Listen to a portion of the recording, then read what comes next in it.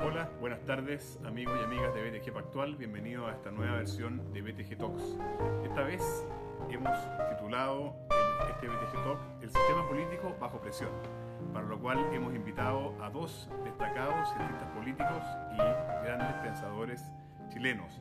Pablo Ortúzar, antropólogo social y PhD en teoría política de la Universidad de Oxford, y Daniel Mansuy, columnista y PhD en ciencia política de la Universidad de Rennes.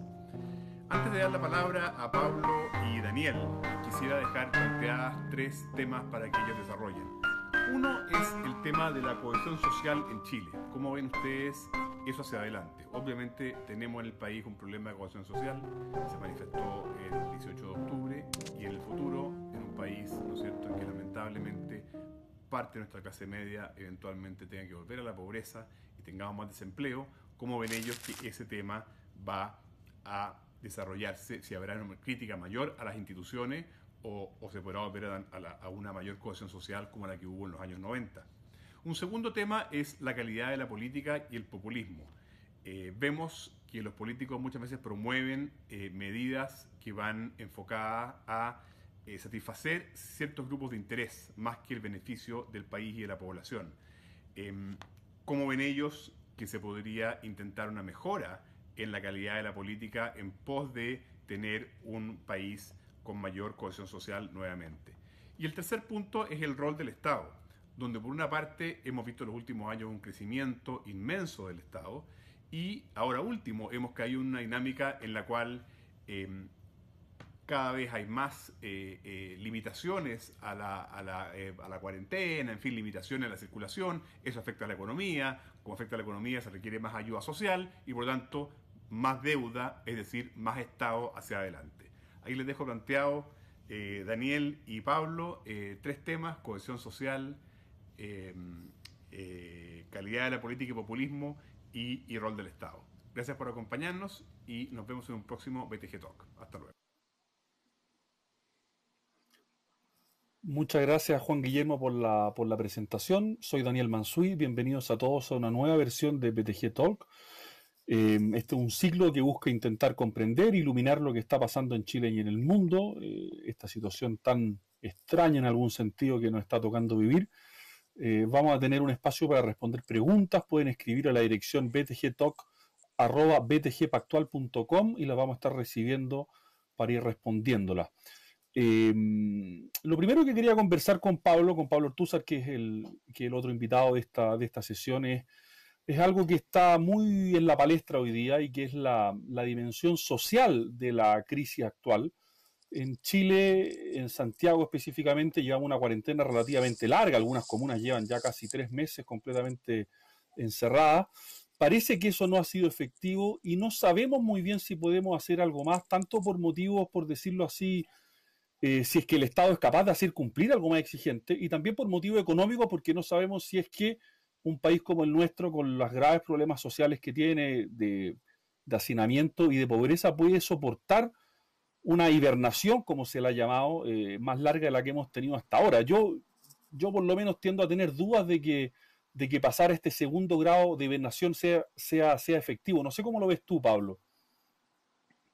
Sí, en eso el reportaje de Bloomberg es interesante porque le pega tanto a la elite de izquierda como a la de derecha. Porque hasta ahora lo que hemos tenido ha sido una disputa entre estos dos grupos respecto a qué modelo de país desarrollado es el que deberíamos adoptar para tener, digamos, un mejor resultado. Si es que es más Suecia o Nueva Zelanda o qué sé yo. Y ahí es como un baño de realidad un poco que te digan, oye, tú, en el fondo, entre la realidad africana, donde se está discutiendo muy en serio el tema de las cuarentenas, porque el Estado simplemente no se puede hacer cargo de la gente que no trabaje, y Europa, pero está ya medio camino. O sea, pretender que tu realidad es la europea o la de un país desarrollado es medio ridículo. Y eso deja offside, creo que a los dos bandos en disputa aquí respecto a qué es lo que hay que hacer.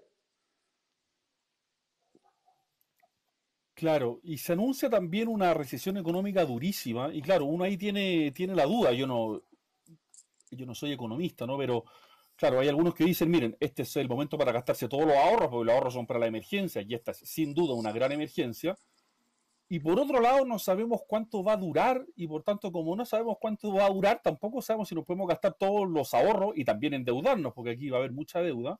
Esta es una pregunta que se han hecho muchos países, Chile no es el primero, y que también nos lleva a una segunda cuestión que tiene que ver con la capacidad del Estado para después ir a distribuir e ir en ayuda de los sectores más desposeídos, ¿no?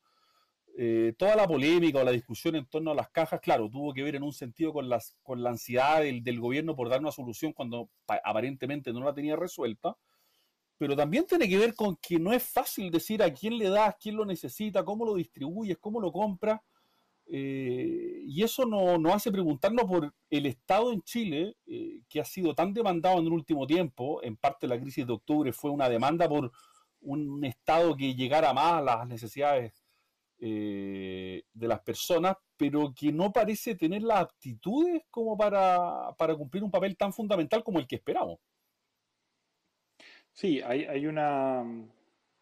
Aquí había una idea respecto a la verdadera capacidad del Estado muy equivocada, una ilusión, si uno quiere, donde, por ejemplo, se le imagina como capaz de cosas que en los hechos prácticos, digamos, dada su capacidad real, no es capaz. Y en ese sentido, todas estas fórmulas de hagamos como en tal país, hagamos como en tal otro, cuando nuestro aparato estatal no tiene esas características, no solamente nuestra población, digamos, ni nuestra riqueza, sigue de nuevo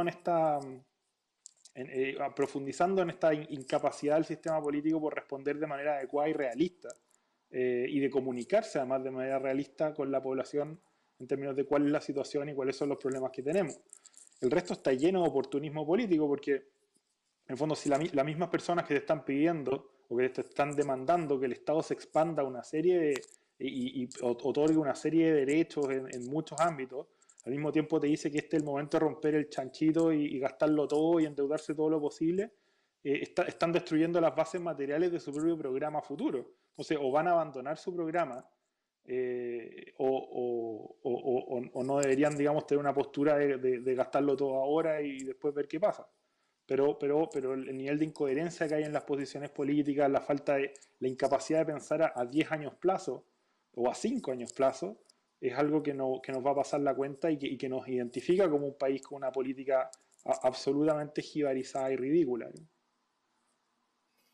Claro, y en el plano económico uno es inevitable formular la pregunta de cuánto podemos endeudarnos, cuánto es razonable endeudarnos en los países europeos, una pregunta que ya tiene muchos años porque el nivel de deuda ya justamente por estados grandes, digamos, que no se han ido reformando con el tiempo, es muy enorme. Y hay un problema de algo que tú has trabajado, Pablo, que tiene que ver con la justicia intergeneracional, ¿no? Porque la solución, no quiero decir fácil, porque entiendo que estamos en una emergencia brutal, ¿no? Pero es financiarlo todo con deuda, ¿no? O al menos financiar muchas cosas con deuda. Y la deuda alguien tiene que pagarla. Entonces uno dice, bueno, ¿qué le vamos a dejar a los que vienen, ¿no? Un fardo demasiado pesado en una emergencia que en todo caso parece ser razonable hacer todos los esfuerzos posibles. ¿Cómo ves tú que juegan esos distintos factores que están aquí? No, claramente, o sea, por eso digo, cuando la gente dice endeudémonos y adquiramos, digamos, una mochila para el futuro, lo que se está diciendo es que vamos a tener que renunciar a ciertas políticas, especialmente a ciertas políticas redistributivas o de ampliación de ciertos beneficios en el futuro inmediato. Y eso es contradictorio justamente con las demandas, con esta idea de que era el momento en el fondo de tratar de consolidar nuestra clase media y de crear ciertos, digamos, como se decía, ciertos derechos sociales, de financiar una cierta plataforma de servicios más amplia que la que existe. Y esto, en el fondo, cuando se dice que hoy día tenemos que hacer un gasto económico total y endeudarnos, lo que estamos haciendo en la práctica es renunciar a ese programa. Pero aquí hay una contradicción en las personas que te dicen que en el fondo que ese es su programa, pero que al mismo tiempo te demandan que hoy día hagamos gastos que lo cancelan hacia el futuro. Claro, y quizá hay una manera, no estoy diciendo que sea el caso, ¿no? Pero uno podría mirarlo así, de decir, bueno, esta es una oportunidad para que el Estado crezca, ¿no? Porque también es cierto que cuando el Estado avanza, es muy difícil que eche pie atrás, ¿no? Y aquí podemos salir, curiosamente, de la pandemia con un Estado más grande, más ambicioso, más generoso, con los problemas que eso tiene, porque eso no, eso tiene algunas virtudes, o puede tener algunas virtudes, pero también tiene ciertos problemas, y después va a ser muy difícil echar pie atrás, ¿no? Uno se pregunta, bueno, el ingreso familiar de emergencia, que es muy necesario, sin duda, digamos, ¿no? ¿Cuánto va a tener que durar si la crisis económica luego es muy brutal? El Estado se va a sentir o va a tener hasta la obligación quizás de seguir dando esa ayuda. Sí, la pregunta que a mí más me complica es ¿qué Estado? ¿Qué calidad de Estado? Yo creo que ha quedado claro con esta crisis la necesidad de estados fuertes, de estados con capacidad de respuesta, pero esos estados fuertes con capacidad de respuesta se sostienen sobre una burocracia profesional independiente, digamos, de la política, y lo que tenemos en Chile es un estado que está atravesado de punta a cabo por clientelismo, por capturas, obviamente con sectores menos clientelizados, otros más clientelizados, gente que lucha por hacer la pega bien, y otros grupos que están, digamos, ahí simplemente digamos, como rémoras del aparato. Entonces, si es que en verdad vamos a forjar un compromiso en términos de expandir el Estado y de tener un Estado más fuerte y con más capacidad de respuesta, es necesario que haya una reforma profunda, digamos, al Estado y habilitarlo para poder tener esas características. Y ahí, de nuevo, yo veo que, por ejemplo, en el caso de la izquierda, la derecha tiene una posición muy irresponsable, no toda, pero un buen sector de cualquier cosa que sea el Estado es malo, igual digamos, una posición que niega la propia discusión. Y la izquierda plantea que cualquier crecimiento del Estado es bueno, pero se niegan sistemáticamente a abordar el debate respecto a qué Estado es bueno y cómo podemos acercarnos, qué reformas son necesarias, muchas de ellas dolorosas para una izquierda que siempre ha practicado el clientelismo a nivel del aparato estatal. ¿Cómo podemos acercarnos a un Estado que tenga capacidad para responderle a sus ciudadanos? Claro, vaya pregunta, porque uno, o sea, yo me interrogo por lo menos, ¿no? De decir, bueno, ¿qué capacidad tenemos para modernizar el Estado? Que es un tema viejo, o sea, yo lo vengo escuchando, digamos, por decirlo así, aquí se me va a ver lo, lo viejo que soy, pero fue una de las grandes promesas de Eduardo Frei Ruiz-Tagle el año 93, ¿no? Eh, era como la gran tarea que él se propuso. Han pasado 20 años, digamos, y parece que se ha avanzado, han habido acuerdos, pero seguimos estando muy en deuda. Y uno se lo pregunta justamente cuando hablábamos de la cuarentena o de la eventual hibernación, la principal duda que uno tiene, o sea, no sé si la principal, pero una duda grande que yo tengo al menos es decir, bueno, ¿y qué hacemos si ya decimos que vamos a hibernar y vamos a cerrarlo todo y ahora sí nos vamos a poner duro? Y si la gente no respeta, y la gente no respeta, el Estado no tiene capacidad de hacerlo cumplir porque simplemente no puede. Y entonces ese resorte del respeto a la autoridad del Estado, yo lo veo muy gastado y también veo una contradicción en cierta izquierda de no respetar la autoridad del Estado por los motivos que fueren y después pedir más Estado. Hay algo muy contradictorio en eso, ¿no? Sí, desarmar en el fondo en el fondo, para echar abajo un gobierno, destruir el respeto que las personas tienen por las instituciones del Estado. Eso ha sido, el oportunismo desde octubre ha estado muy presente, pero también porque muchas falencias del propio Estado se han hecho visibles. Por ejemplo, qué sé yo, que esto también ocurre en todas partes del mundo, con distintos grados, por supuesto, pero cuando la policía aprieta, cuando el monopolio de la violencia aprieta, no aprieta a todos por igual, y generalmente son los más débiles, los más vulnerables, los que sacan la peor parte. Y eso lo hemos visto en el caso ahora en las protestas en Estados Unidos, por ejemplo. Porque todo orden social tiene víctimas y las víctimas son mucho más vulnerables a la fuerza del Estado cuando el Estado comienza a ejercer esa fuerza, esa presión. Sin embargo, la misma izquierda que planteó que en el fondo que hizo visible este problema y que lo planteó como un tema grave durante las protestas de octubre, ahora pide estas medidas estrictísimas, digamos, de control de la población para evitar que la gente salga y se contagie. van a ser, es la misma policía, el mismo ejército y son las mismas personas, digamos, en la calle.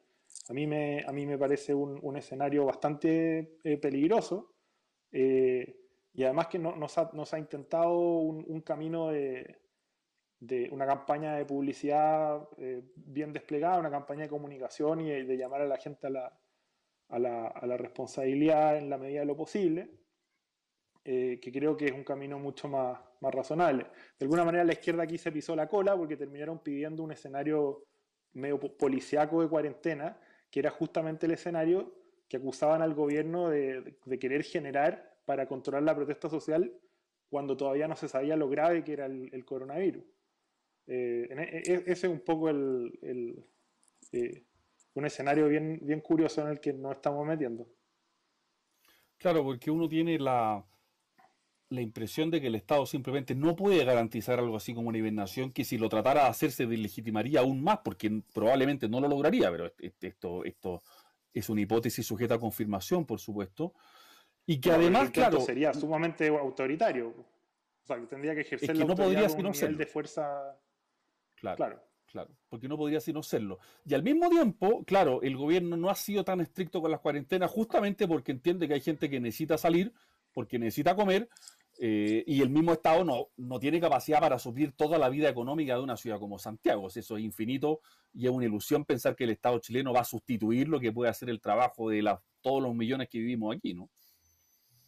Y lo otro que es importante es ver también, porque ahora se habla siempre de Chile, pero cuando se habla de Chile, cuando uno mira los datos, se está hablando principalmente de Santiago. Hay ciudades que han sido muy responsables con la cuarentena, otras que no. Entonces, pero Santiago es el epicentro del desastre, digamos, en el país, en términos de contagiados, muertos y todo. Obviamente está la mayoría de la población ahí, pero también hay una suplantación de la totalidad del país por Santiago cuando se habla de una serie de fenómenos y se dice en Chile pasó esto, en Chile pasó lo otro, y en verdad son fenómenos principalmente santiaguinos. Sí, eso pasa mucho, y en Viña no es porque yo sea villamarino, pero hasta ahora parece haberse cumplido con mucho más rigor de lo que había pasado en Santiago. Oye, Pablo, y pasando al tema, a un tema más directamente político, ¿no? Aquí tenemos un problema con la clase política en general, con un gobierno extraordinariamente débil, con una lógica de octubre que parece haber invadido esta pandemia también. Y uno mira el escenario político y dice, vaya, ¿dónde hay luces, dónde hay liderazgo, dónde hay voluntad de llegar a acuerdos?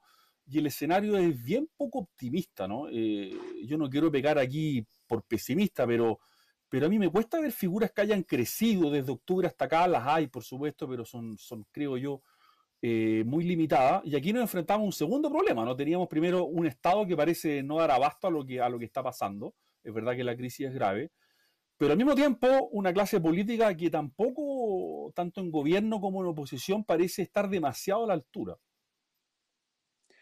Sí, ahí en el fondo es que los males de octubre se proyectaron hacia la pandemia, digamos. Y más o menos ese es el marco y el encuadre con el que se está procesando esta situación.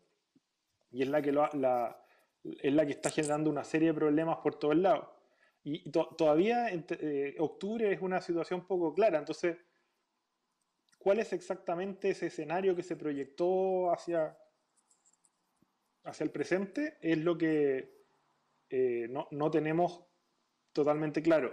Yo creo que hay un conflicto intraelite, hay una polarización radical de las élites, y un conflicto dentro de la élite, que lo que un sociólogo llamado Peter Turchin llama una sobreproducción de élites que empiezan a disputarse, digamos, las posiciones de influencia social de dos distintos grupos organizados, articulados arriba, que bloquea la posibilidad de hacer reformas moderadas y razonables que vayan solucionando los conflictos sociales que se generan en el resto de la estructura social, digamos, de la escala social hacia abajo.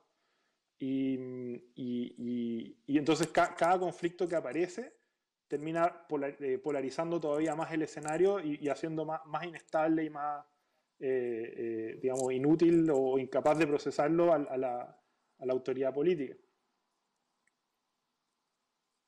Claro, y yo ahí tengo otra hipótesis también, pero también es solo una hipótesis, ¿no? Que es que la cuarentena, como es para todos, también es para los políticos, ¿no? Y si pierde el pasillo y si pierde el contacto personal, la desprestigiada cocina, por decirlo así, y las posiciones, claro, por redes sociales tienden a ser ultra polarizadas, tienden a ser ultra para la galería, por decirse así, y si pierde este otro espacio donde las cosas podrían limarse, podrían conversarse, y queda como el puro espacio de confrontación, digamos, y eso yo empiezo a encontrarlo muy nocivo, ¿no? Porque si antes la política se hacía solo por Twitter, ahora más que nunca solo por Twitter, porque ya no hay otro espacio para comunicarse, ¿no? Ya ni siquiera tiene el costo de verle la cara al otro, ¿no? Y en esto me acuerdo, por Sí, supuesto, mucho de Aristóteles, que decía que la política es panóptica, ¿no? O sea, hay que ver al otro, ¿no? sí, no, eso es muy complicado. Cómo se está configurando la opinión pública. La política en general es como Luhmann decía, la caja de resonancia de la opinión pública. Y la opinión pública no es la suma de todas las opiniones o una especie de promedio, sino que es un sistema que selecciona ciertas comunicaciones como relevantes y va descartando otras. Y hoy día, en el fondo, la opinión pública está operando o sus marcos están siendo, digamos, importados desde las redes sociales. En el fondo, las redes sociales están configurando la opinión pública, especialmente Twitter, y por lo tanto el marco de todos los debates y de las discusiones se está fijando en un plano de polarización extremo, que es producido por la propia dinámica, digamos, de Twitter, y de muy baja información, una especie de escándalo permanente en un plano de ignorancia profundo, digamos.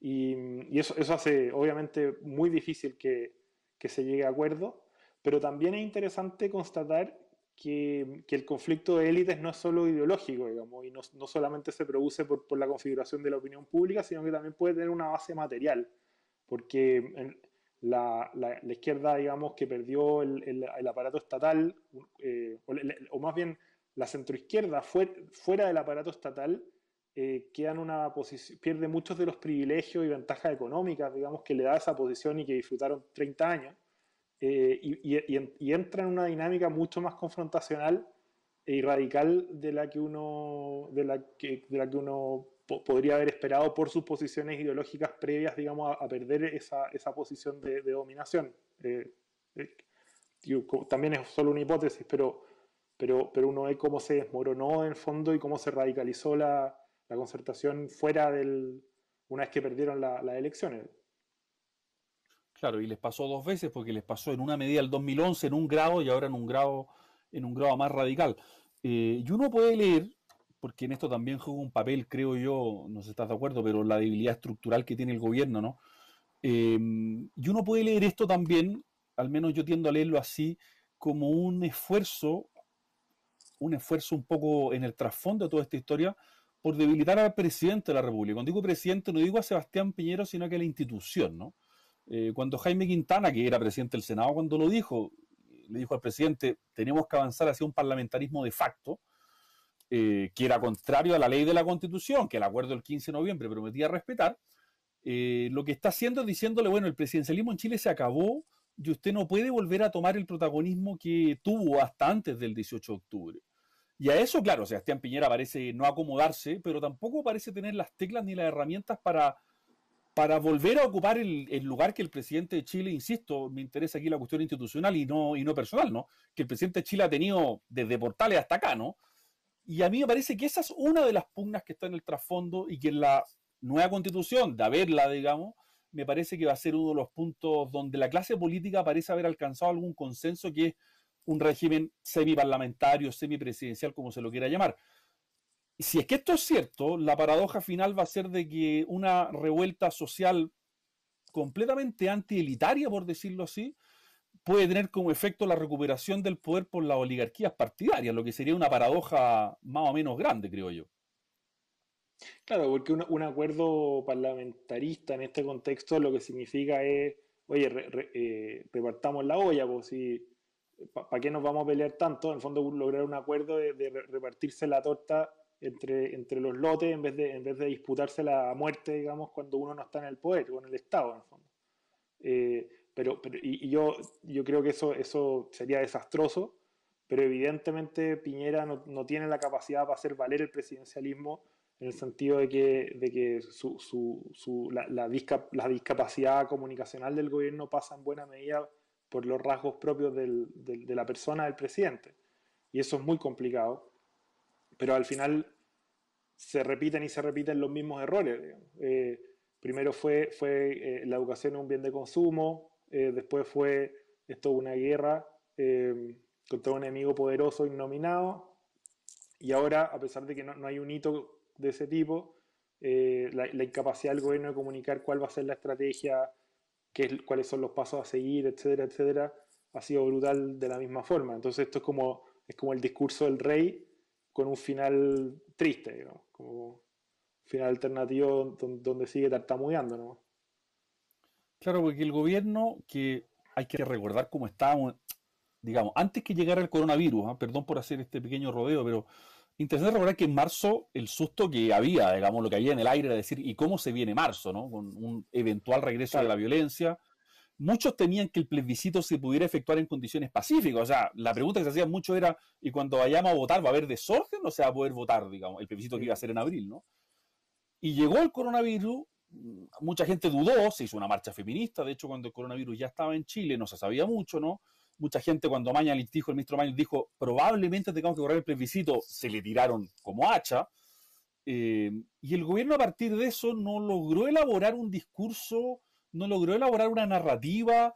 Eduardo Engel ha hablado de épica, yo no sé si ese es el término exacto, pero es verdad que el gobierno no logró explicar lo que quería hacer, y cuando tuvo unos números que le permitían ser levemente optimista, tuvo un discurso no optimista, sino que exitista, y después terminó envuelto, digamos, en una crisis que lo ha obligado, digamos, a hacer varios cambios de hasta de ministro en la última semana, ¿no? Es como una crónica muy triste, digamos, de cómo se manejó esta historia, de cómo se ha manejado hasta acá, sin por eso, en mi caso además, darle por esto toda la razón a los críticos, que yo creo que los críticos también muchas veces han sido injustos, digamos, y si uno mira, por ejemplo, el aumento del número de camas críticas en Chile, yo creo que ahí hay un esfuerzo que uno también tiene que admitir que se hizo y que estuvo muy bien hecho.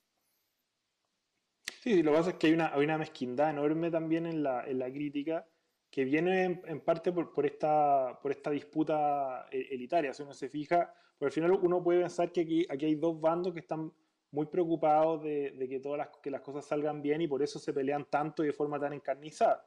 Pero si uno empieza a mirar a los involucrados y traza un mapa de clase, digamos, entendiendo clase como grupos afines, al final hay mucho de esto que es una guerra, digamos, entre Tunquén y Zapallar. Y en esa guerra entre Tunquén y Zapallar parece que hay varios a los que no les interesa o no les importa demasiado que los principales damnificados sea gente que no está ahí, digamos, que no es parte de esos lotes. Y eso es un tremendo daño. Y es algo sumamente preocupante. De hecho, la polarización de las élites no es algo que se pueda tomar a la ligera. Si en el fondo nosotros tuvimos una guerra civil brutal, eh, que fue principalmente esto, en de 1891. Y aquí yo creo que ese factor lo hemos mirado en menos, pero me parece que está muy presente en la incapacidad de lograr acuerdos, de terminar con las críticas mezquinas y con el, digamos, un burbujeo permanente de opiniones disparadas para cualquier lado y tratar de conseguir acuerdos fundamentales para poder ayudar a las personas que hoy día más lo necesitan. Claro, pero ese acuerdo amplio porque ya hubo uno, ¿ah? Ya hubo uno que uno podrá considerar insuficiente, pero que siempre es bueno tener algo antes que nada, digamos, creo que un paso en la buena dirección requiere algo así como reconocer la legitimidad del otro, ¿no? Y en eso nuestra clase política a veces parece estar entrampada desde octubre, como bien dices tú, por la crítica radical al mismo gobierno, por los errores que ha cometido el gobierno también. Y me acuerdo de una caricatura que ha circulado en los últimos días de Topase, creo que son Frei Montalva y Allende tirándose barro, ¿no? Y si tiran barro, y si tiran Claro. barro, y si tiran barro, y van construyendo un monstruo sin darse cuenta a partir de ese barro. Y claro, uno dice, ¿hasta qué punto la clase dirigente es consciente de que el barco en el que está subida es más precario o es más frágil del que parece? De que no sabemos hasta cuándo la institucionalidad resiste o hasta cuánto resiste el sistema a tanta polarización. Y mi impresión es que hay muy poca conciencia de eso, ¿no? Y esto va para todos los sectores políticos, aunque naturalmente mi impresión es que la izquierda ha pecado más por este lado, pero la derecha también tiene sus propios problemas acá. Sí, o sea, es cosa de ver la pelea que hay ahora de si Mañalich es un demonio o un santo, digamos, que es totalmente absurda y en que la gente gasta, digamos, se juega casi la vida por posiciones extremas que no tienen ningún sentido. Eh, y también tenemos a la vista Estados Unidos, que es una democracia potente, con una institucionalidad compleja, etcétera, etcétera, donde el nivel de polarización alcanzado por sus élites terminó llevando al poder a un líder como Donald Trump. Entonces, porque efectivamente llega un punto en que el daño al otro es un daño ya a la política, digamos, a la respetabilidad de la autoridad política, ¿no? Por lo tanto, se está hundiendo el barco común, si uno quiere. Y los políticos a veces entienden eso, a veces lo notan, como fue el acuerdo que se alcanzó en noviembre, pero muchas veces no. Y la tentación de seguir tirándole barro al otro es muy grande. Tú estás en este minuto en el Reino Unido, Pablo. Quizás nos puedes contar un poco cómo el sistema político ha procesado esta crisis allá, que también tuvo sus problemas graves, porque Boris Johnson tomó una política al inicio que era una inmunidad social, tú me corriges si es que lo digo mal, que después se vio que no Sí, de tenía por inmunidad de dónde, manada. digamos, y tuvo que inmunidad de rebaño, claro, que después tuvo que retroceder. ¿Cómo ha procesado ya el sistema político eso? Porque esa experiencia quizás puede ser útil para lo que estamos viviendo acá en Chile. Acá la política es muy intensa,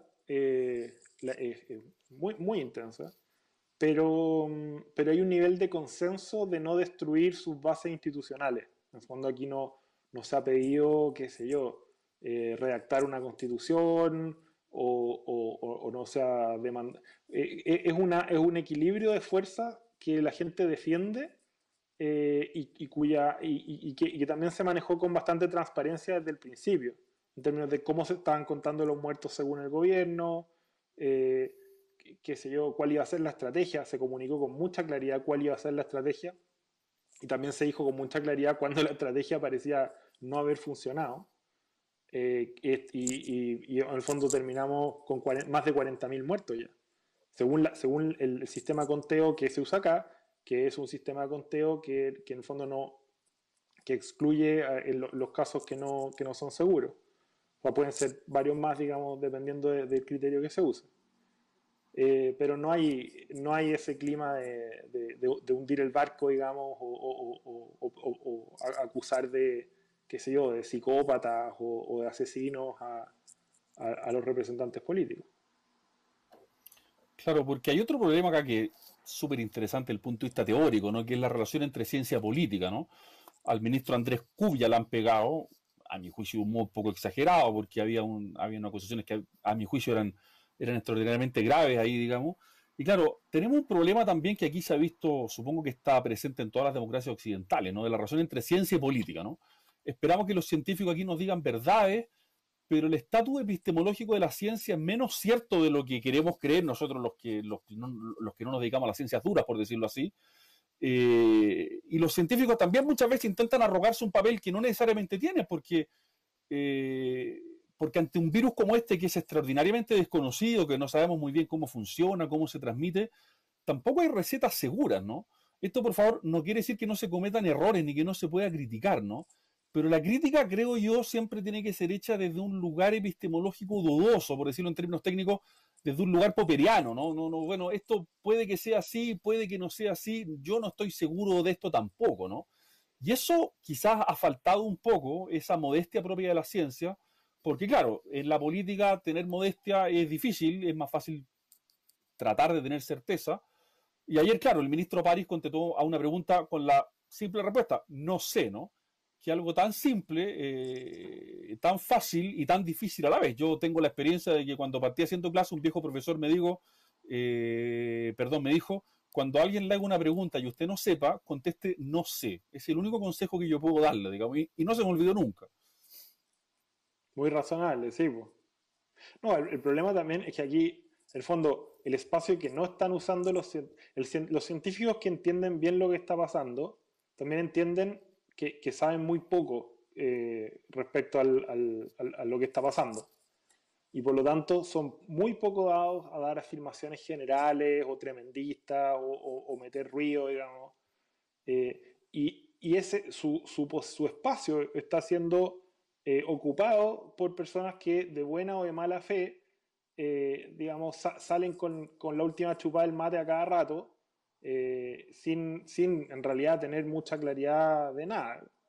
Y efectivamente es muy necesario que quede claro que lo que se sabe sobre el virus, sobre su comportamiento, sobre cómo enfrentarlo, es muy poco. La ciencia no avanza a la velocidad que, que, que, que esperamos nosotros que avance.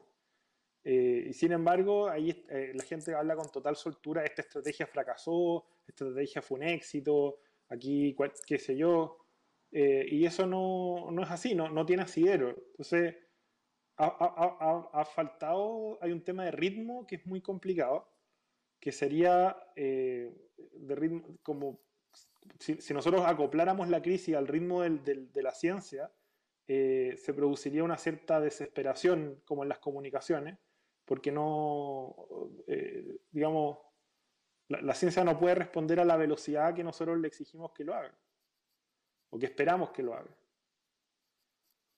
Claro. Y han habido polémica incluso por estudios que han sido difundidos por revistas prestigiosas sin, sin la necesaria revisión o el necesario contraste, ¿no? Eh, Claro, el de la hidroxicloroquina, finalmente The Lancet lo tuvo que retirar después de publicarlo, que es claro, y The algo, Lancet, son cosas claro, muy inéditas. y The Lancet se supone que es una super revista, si es que entiendo bien, digamos, no una revista de la mitad de la tabla, por decirlo así. No, muy prestigiosa. Por eso, entonces, Claro. como yo creo que hay un problema de ritmo que también podríamos atribuir a octubre, pero que tiene más también que ver con las dinámicas propias de la política. En el fondo, los ritmos de la comunicación y de la política generalmente llevan oye, ahí tenemos este problema, hay que solucionarlo, ¿cuál es la solución? Aquí está, digamos, esto, lo otro, y la gente pelea, pero en verdad el ritmo que necesitamos para enfrentar esta situación y la disposición que necesitamos es mucho más humilde, mucho más paciente y en algún sentido mucho más resignada. Si acá esperar, digamos, nosotros sabíamos que cuando el coronavirus golpeara, porque vimos a los países europeos, yo vi lo que pasó acá, aquí murieron 40.000 personas en un país multimillonario, hiperdesarrollado, etc. Entonces, esperar que Chile, como milagrosamente, reaccionara como Nueva Zelanda, que una isla con 2 millones de personas, que además con un nivel de vida enorme, es bien ridículo, es una esperanza falsa. Y también pretender que la ciencia opere a un ritmo que le responda como a Twitter es ridículo. Claro. La comparación con Nueva Zelanda y con los países nórdicos, quizás esto ya es una obsesión mía, ¿no? Pero siempre a mí me ha irritado, digamos, no le temo a la palabra, porque claro, hay tal distancia cultural, digamos, que siempre una comparación fácil, ¿no? Siempre una comparación fácil que no se hace cargo, no se toma en serio las indispensables mediaciones, que en este caso ya son más que mediaciones, son adaptaciones brutales, que lo que funciona allá por infinitos motivos no puede funcionar aquí, ¿no? Ahora, en otro plano, Pablo, hay mucha discusión global hoy día sobre lo que podría generar esta pandemia, así como cambio estructural, ¿no? Ya hay gente que piensa que esto va a ser el fin del capitalismo, digamos, hay gente que piensa que va a reforzar a las democracias liberales, nuestro Carlos Peña piensa que no va a pasar nada y que la humanidad va a seguir viviendo igual, digamos. Y hay también en el aire la idea de que esto puede fortalecer las salidas populistas, digo la palabra populista entre comillas, porque el populismo es un término hiper jabonoso y complicado, digamos, pero que en situaciones de desorden, de caos y de crisis, naturalmente en la historia, que estoy simplemente constatando, por favor, cuando hay caos, digamos, muy grande, las autoridades fuertes, digamos, vienen de vuelta y es como una resaca muy natural, ¿no? Y después de la revolución, bueno, vino Napoleón, digamos, ni más ni menos, ¿no? ¿Cómo ves tú esa discusión global sobre los efectos de la pandemia sobre el sistema general, por decirlo así, ¿no? No, una cosa que quedó clara es que el Estado Nacional, digamos, no ha pasado mejor vía, que era un poco la idea que tenían muchos internacionalistas, un poco de la gente que apoyaba mucho a la Unión Europea como una especie de pote donde se iban a derretir, digamos, todo el resto de los estados nacionales europeos, o la globalización como una especie de camino hacia un estado soberano mundial. El Estado Nacional ha mostrado que es una estructura eficiente justamente para este tipo de crisis, pero también ha mostrado que su operación tiene que ir en línea con otras estructuras que también son necesarias y muy necesarias para poder soportar la vida humana. Cuando es el Estado Nacional, pero también son, digamos, ciudades eficientes, regiones bien integradas, barrios bien integrados y capaces de sostenerse, y familias capaces también con espacio, con recursos, etc. Entonces, creo que se han visto reivindicadas, en cierto sentido, las estructuras sociales básicas de la modernidad. Ahora, ¿qué forma debe adoptar eso hacia el futuro? Es una muy buena discusión. Y otro debate es que, claro, los países donde no había un pacto de clases funcional también se han visto bajo mucha presión debido a la pandemia y se van a ver bajo mayor presión debido a la crisis económica. Y lo que tenemos que tratar de buscar es ese pacto de clases que nos lleve, digamos, a ciertos compromisos que podamos desarrollar en los próximos 20 o 30 años, cosa que no tenemos y ni se ve cerca ahora en Chile. Claro. O sea, una de las cosas más impresionantes que tú mencionaste o que a mí más me sorprendió, digamos, fue la apertura de fronteras en Europa, ¿no? O sea, el hecho de que tú no pudieras pasar de Francia a Alemania en Estrasburgo, digamos, es una cosa para la historia europea muy violenta, porque además que las fronteras se habían convertido en una mala palabra, por decirlo así, en algo así como en esta idea cosmopolita de que hay que avanzar a un mundo sin fronteras, ¿no? A un mundo sin fronteras donde el movimiento es perpetuo, es total y no puede tener obstáculo alguno, ¿no? Y en Sí, ese sentido, claro, tema de las... sí. Sí. No, No, dale, no, dale. que es un tema muy tuyo de las mediaciones. Yo creo que aquí te ha dado la razón la crisis, en el sentido que tanto la mediación comunicacional, la mediación periodística, la mediación cultural y la mediación política han mostrado su relevancia para poder soportar, para ser un soporte para la vida humana, digamos, y las sociedades. Cosa que se había un poco disuelto en los años 90, en el imaginario esto de que el mundo era uno solo y cada individuo era un ciudadano del mundo. Ahora se ha visto que eso no, Claro, con esa aproximación, digamos, se acaba el mundo rapidito. claro. Incluso Macron llegó a hablar de regreso de la soberanía, y el mismo Macron siempre había rechazado ese término, que la palabra soberanía en Europa es muy complicada, ¿no? Me van llegando preguntas, pueden mandar preguntas a la dirección que indiqué al principio, la repito, la tengo aquí, btgtalks@btgpactual.com. Así que las voy leyendo y vamos a ir respondiendo y comentando muy libremente en los minutos que quedan, ¿no? Una pregunta es, ¿qué piensan de lo que se ha planteado respecto de la reactivación sostenible? ¿En qué sentido ello implicaría una nueva relación del humano a través de sus instituciones con la naturaleza? Yo aquí tengo, en fin, podría decir cosas muy distintas, pero naturalmente que aquí nos enfrentamos, no sé, Pablo, después tú miras si que estás de acuerdo o no, frente a los límites del humano. O sea, hay algo aquí que no podemos manejar. El proyecto moderno fue siempre un sueño de control total de la naturaleza. Ese proyecto había llegado a sus límites por el problema ecológico. El problema ecológico, ya estábamos ahí frente a un problema más o menos importante. Parece que el mundo no tiene recursos infinitos para ser controlado infinitamente y se cobra venganza, por decirlo así. Y ahora también nos está pegando nuestra propia salud, ¿no? Tenemos un virus que no conocemos, que ignoramos, y una de las cosas que a mí me llama la atención, pero es propio de la modernidad, ¿no? Es que nos cuesta mucho lidiar con la ignorancia, o sea, nos cuesta mucho aceptar que somos ignorantes y que a lo mejor por un buen tiempo no vamos a saber, y la incertidumbre, claro, el hombre moderno no la soporta porque quisiera controlar todo. Yo estoy de acuerdo. También creo que esto le da la razón a muchos críticos de la modernidad y a críticos de la tecnología moderna, en el sentido de gente que planteó que muchas tecnologías no eran neutras, especialmente las de gran escala, y que se la habían jugado en algún minuto por promover tecnologías de escala intermedia que tuvieran una relación más simbiótica con el medio ambiente. Estoy pensando en E.F. Schumacher, por ejemplo.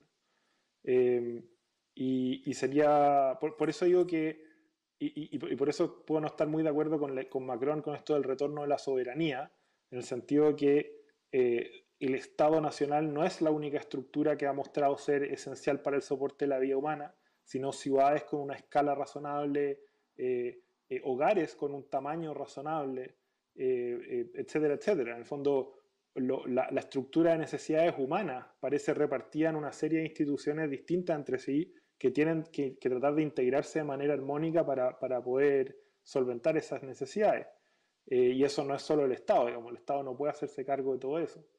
Entonces, por lo menos yo creo que lo que viene puede ser un buen escenario para una discusión en esos términos, desde el pluralismo institucional y qué formas de pluralismo institucional pueden ser mejor, pueden integrarse mejor con la protección del medio ambiente.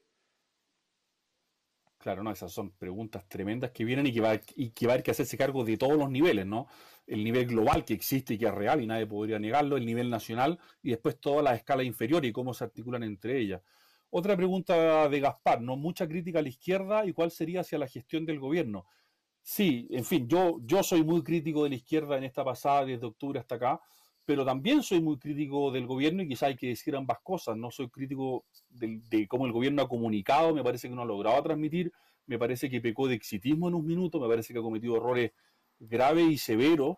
Lo que pasa es que me parece que la crítica en general no está bien afinada, no está bien apuntada y me parece que aporta poco. No toda la crítica, por supuesto, pero parte importante de la crítica. Pero en todo caso, simplemente para mostrar cuán crítico soy de la gestión de este gobierno, es que me parece que es posible, pero esto está por confirmarse, ¿no?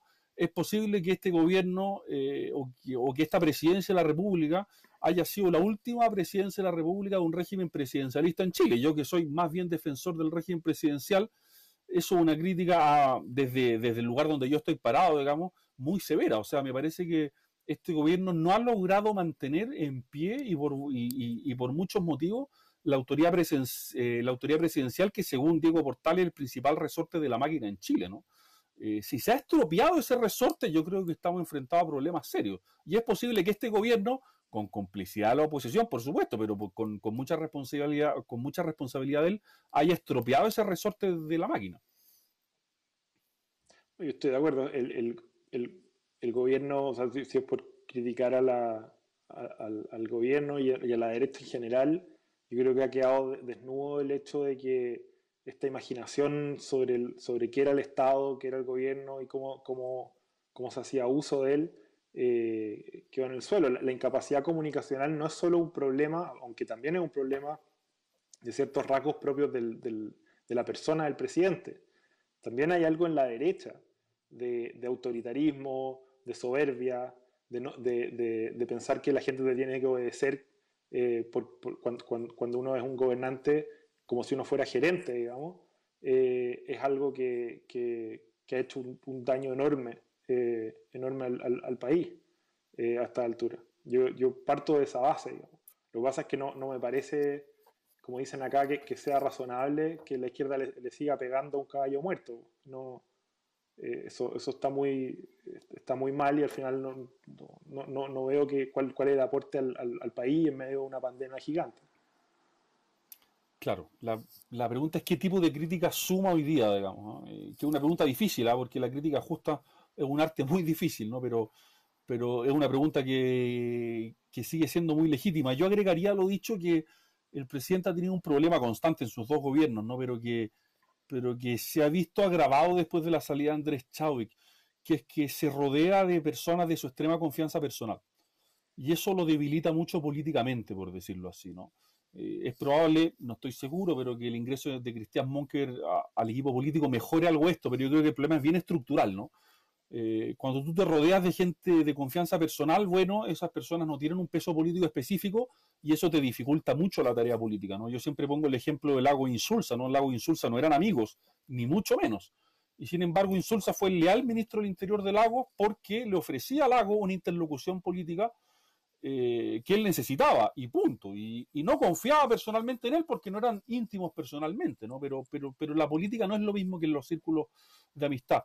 Otra pregunta de Alejandro, te dejo aquí la palabra antes a ti, Pablo, porque la pregunta es difícil, pero bien por el análisis crítico de los problemas, dice Alejandro López, pero ¿qué soluciones proponen? Y claro, esta es una pregunta muy legítima. Te doy a ti la Sí. palabra antes para pensar por mientras yo. ¿Ah? Eh, Eso es lo más difícil. Yo creo que en un contexto así es necesario llamar efectivamente al patriotismo, en el sentido de tratar de conducir la crítica hacia la búsqueda de esas soluciones. Pero por lo pronto, a mí me parece que es muy necesario un giro de partida, que las élites pacten una tregua en este contexto, las élites políticas, que esta guerra entre Tunquén y Zapallar, digamos, se detenga durante la pandemia, porque necesitamos ciertos consensos en términos de cómo vamos a enfrentar esta situación y cómo vamos a tratar de salir adelante de ella. Y a mí me parece y eso también involucra en los medios de comunicación y especialmente en el periodismo un reenfoque hacia tratar de informar, de ser más pedagógicos de cuáles son las discusiones y también separar la paja del trigo en términos de qué discusiones es relevante tener hoy día, por qué son importantes, en vez de seguir, digamos, en el escandaleo permanente que lo único que hace es restar y confundir. Claro, en fin, es la gran pregunta, ¿no? Yo por lo menos no tengo o no atisbo una solución clara porque no atisbo que estén las condiciones hoy día reunidas para que haya algo así, ¿no? Me preocupa si en el futuro, esto no es una solución, pero sí me preocupa en el futuro, yo creo que se instaló en Chile hace un tiempo una crítica que era legítima hasta algún punto, ¿no? Respecto al sistema binominal eh, y se reemplazó el sistema binominal y elegimos un sistema semiproporcional, ahí los técnicos discutirán qué es lo que es exactamente, pero que uno de cuyos efectos claros a mí me parece que es la fragmentación de las fuerzas políticas, ¿no?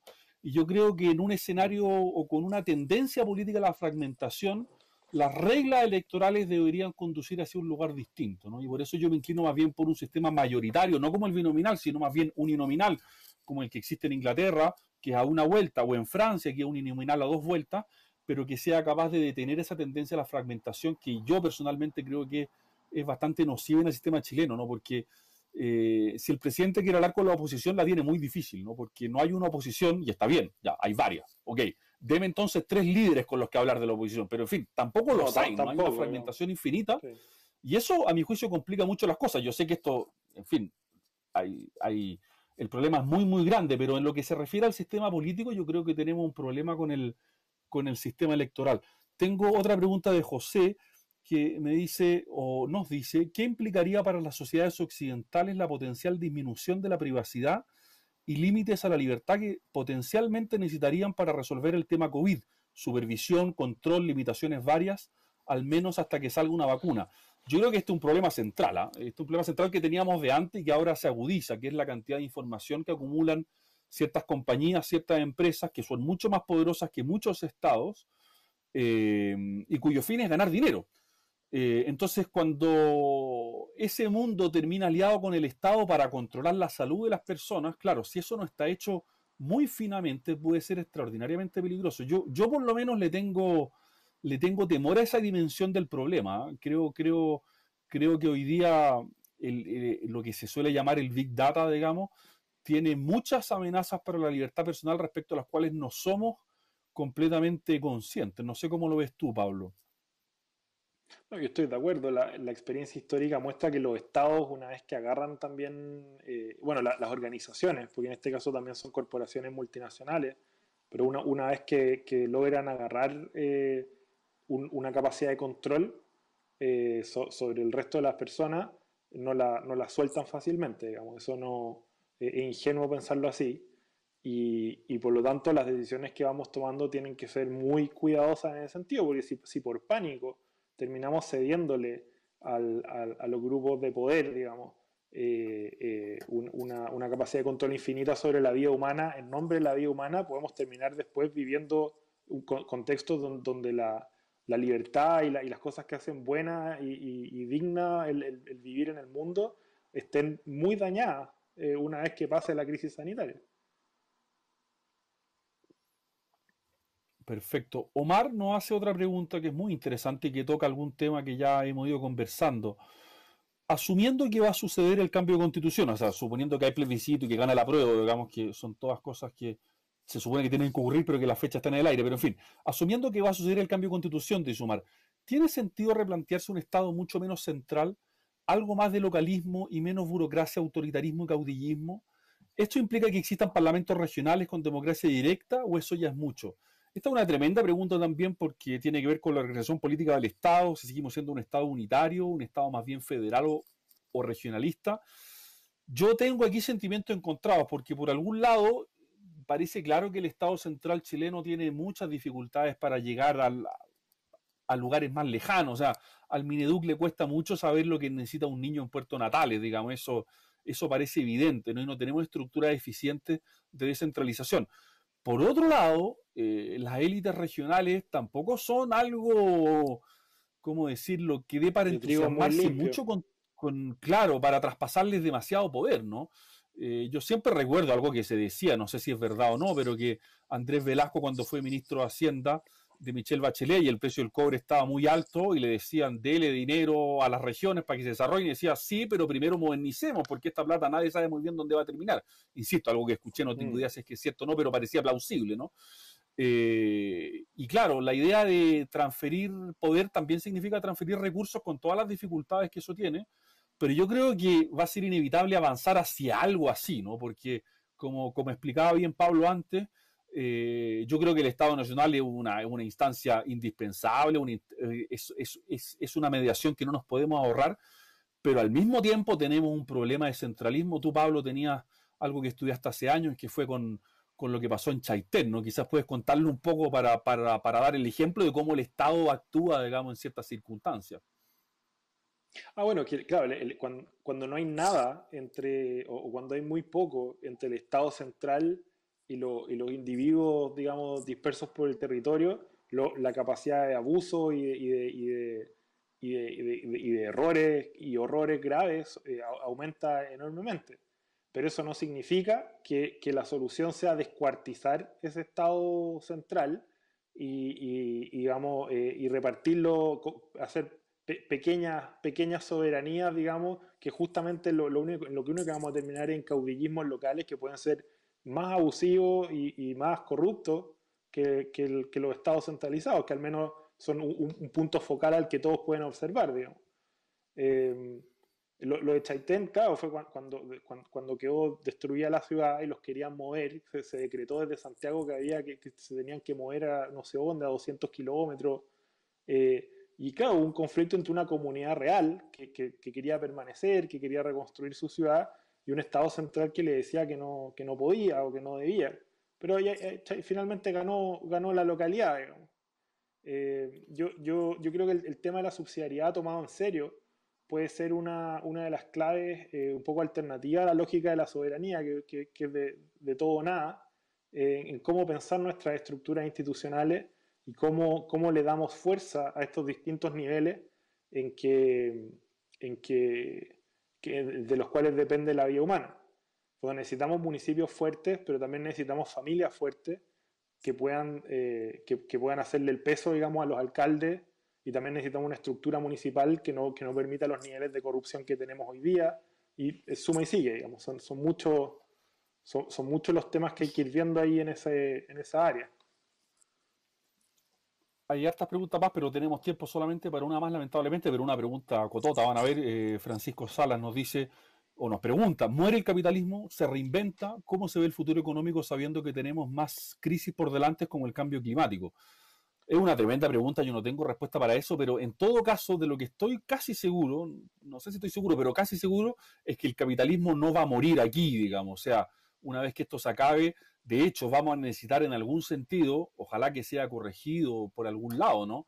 Pero, por decirlo así, las ansias de reactivación económica van a ser brutales, ¿no? Y cuento algo simplemente anecdótico a partir de esto. Ustedes saben que en Francia hubo una primera vuelta de elecciones municipales y va a haber una segunda vuelta de elecciones municipales pronto. Y si hay alguien que ha perdido fuerza en esto y que puede ser preocupante, no son los verdes, ¿no?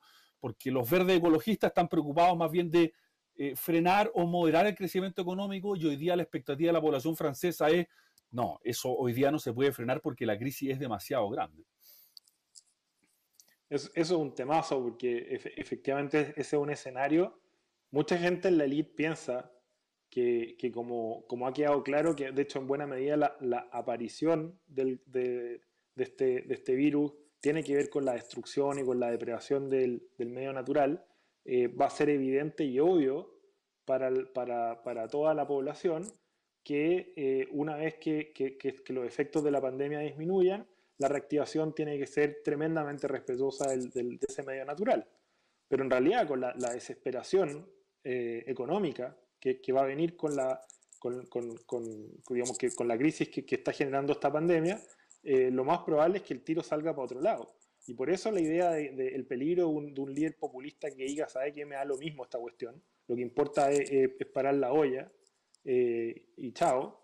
Si es que no hay si es que no se logra un pacto y un acuerdo entre las élites que puedan ofrecer, como decía antes, un pacto de clases atractivo y justo al resto de los miembros del orden social y al resto de las clases sociales, yo creo que efectivamente lo que vamos a tener va a ser gobiernos más bien autoritarios y con muy poca preocupación por el medio ambiente. Claro, esa preocupación va a pasar probablemente a un segundo plano. Estamos en el tiempo, les quería agradecer a todos por sus preguntas, por su interés. Muchas gracias también a Pablo por habernos acompañado hoy día. Me parece que intentamos, al menos ustedes serán los mejores jueces de esto, pero intentamos dar algunas luces respecto a esta tremenda crisis en medio de un túnel extraordinariamente oscuro en el que estamos pasando. Nadie lo habría imaginado hace unos pocos meses, probablemente va a ser para muchos de nosotros. Pienso en nuestros niños, pienso en mis niños, digamos, como una experiencia vital, digamos, que no van a olvidar nunca. Así que le agradezco mucho por habernos acompañado en esta nueva versión de PTG Talk. Muchas gracias, Pablo, de nuevo. Muchas gracias a todos por habernos escuchado. Hasta la próxima. Sí, yo quería agradecer a Daniel, que fue de hecho mi jefe en el Instituto de Estudios de la Sociedad, donde compartimos hartas cosas y discutimos también muchos puntos. Es un gusto conversar con él, como siempre, y es un gusto también esta invitación y poder estar un poquito más cerca del país, que aquí es muy rara la sensación, porque aquí el tema viene para abajo, sale el sol, los muertos han disminuido un montón, pero el corazón uno lo tiene partido en dos, porque la familia, la gente que uno quiere y el país están allá en una situación tan dura, digamos, y tan compleja. Tan complicado. Bueno, muchas gracias de nuevo, Pablo. Muchas gracias a todos por habernos escuchado. Muchas gracias a BTG Talk por haber convocado a esta conversación. También fue un gusto haber conversado contigo. Muchas gracias a todos. Hasta pronto.